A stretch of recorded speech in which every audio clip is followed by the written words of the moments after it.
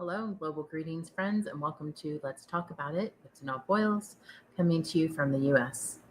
I like to call these little eye-opener conversations of ours 10-minute talks as we hit key points on important topics, but in a compact conversational format that's easy to digest. A way to stimulate new learning desire and to expand the thinking.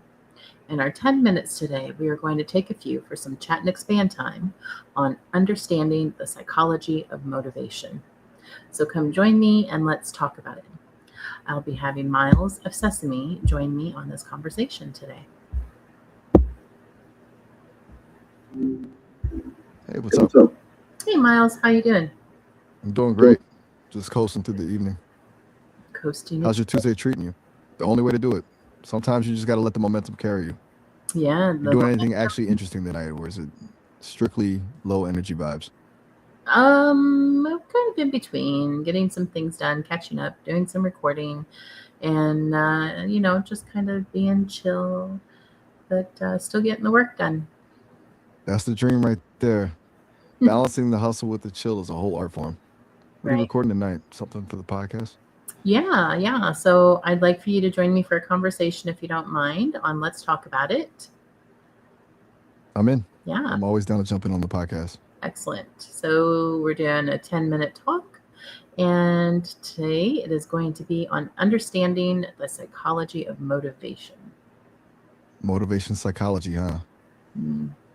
That sounds deep. I'm guessing we're not just talking about uh, typical just do it advice because that usually doesn't work for most of us. Basic motivational speaking. No, I feel like maybe on this one, let's do a brief but deep dive on the actual psychology of why individuals have a difficult time with motivation and getting stuck in that stagnant free state. I feel like it goes kind of hand in hand with some of the other things that we've talked about, but let's do a very specific, just momentary, deep look into actual psychology of it. I'm with you. Let's skip the cheerleader talk and actually look at the gears. Sounds good. Usually, when people feel stagnant, it's not because they're lazy. It's because there's some kind of internal friction they can't quite name, Hmm. like a mental block or a fear of the outcome that's just quietly killing the drive. Hmm. Yeah, I feel like that is very true. So being able to identify why your drive is being put into stagnancy or into, that freeze state that causes the stagnancy. So it's usually related to fear, and fear is a big killer of motivation. Totally. Hmm. Fear is like the ultimate brake pedal. Yeah. You could be revving the engine all you the rest of want, but if your foot is slammed on the brake, you're just burning rubber and going nowhere. It's Hmm. usually a weird paradox where we want the goal, but we're actually more terrified of the process or the judgment that comes with it. Right. So, how does one identify in like a psychological manner? It's easy to, to glaze over the steps of how to, and what you need to do in order to overcome it. But like when you get on like a really actual,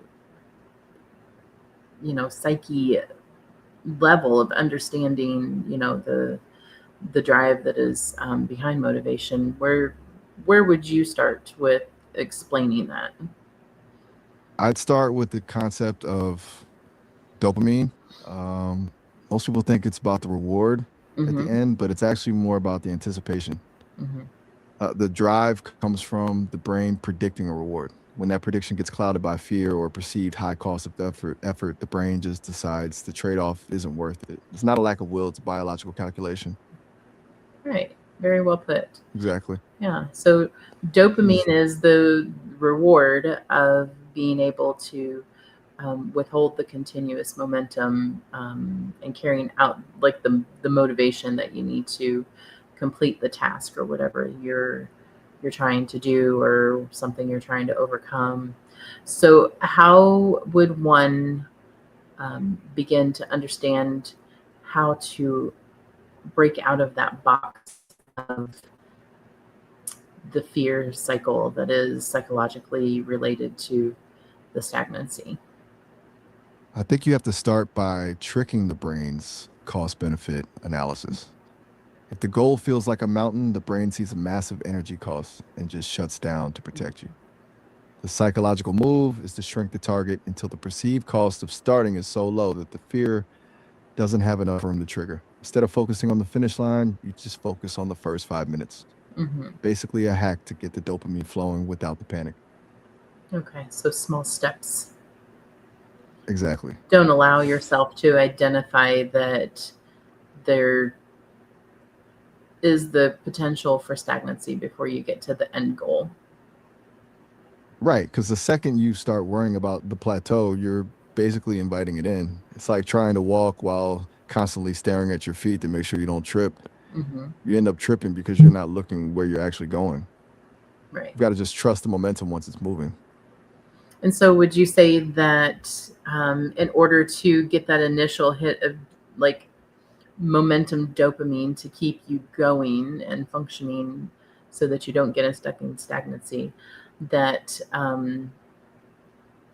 that you should use a certain form of processes in order to do that? I'd say you have to lean into curiosity over pressure. Mm-hmm. If you treat the task like a test you have to pass, the pressure spikes and the fear kicks back in. But if you treat it like an experiment where you're just seeing what happens, you lower the stakes. It turns the work into a game of discovery, and that's a way easier way to get the brain to say, yeah, okay, let's try this. Gotcha. So if we were going to break It's a, it sub- down, I'm sorry, what? it's a subtle shift. I was just saying it's a subtle shift in how you frame the task. Mm-hmm. Moving from I have to do this to I wonder if this works changes the entire chemical reaction in your head. So utilizing more of a subtle approach. Exactly. Just taking the edge off the pressure. When you stop treating every move like it's a life or death decision, the friction just kind of melts away. Mm-hmm. It's way easier to be productive when you're not fighting your own nervous system. Right. Once you trigger the nervous system, it's almost like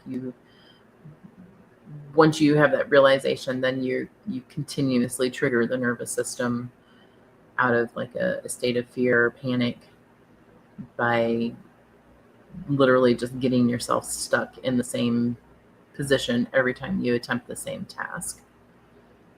Yeah, that's exactly it. It's like a mental rut. Your brain starts associating the task itself with the panic. So before you even start, your system is already in fight or flight mode. Gotcha. You're not even fighting the work anymore. You're just fighting the memory of the stress. Yeah. So it's basically like a loop at that point. And then you have moved into a different problem of having to restructure that loop to break out of it. Now you're dealing with the pattern, not just the task. You have to basically rewrite the software in your head by proving to your brain that the task is safe. That usually means starting so small it feels almost ridiculous, just to break the association between the work and the stress. True. It's like the only way to convince your brain that the danger isn't real. Once you prove it's safe a few times, the loop finally breaks and you can actually move again. I like it. Okay, so let's give just a brief breakdown of, I don't know, maybe the 4 simple steps of how to understand your psychology of motivation and being able to get past that fear cage. All right, let's break it down. First, you've got to name the friction. Stop calling it laziness and call it what it is, usually fear or overwhelm. Second, shrink the target. Make the first step so small, it's basically a joke just to get the engine turning. Mm-hmm. Third, shift the frame.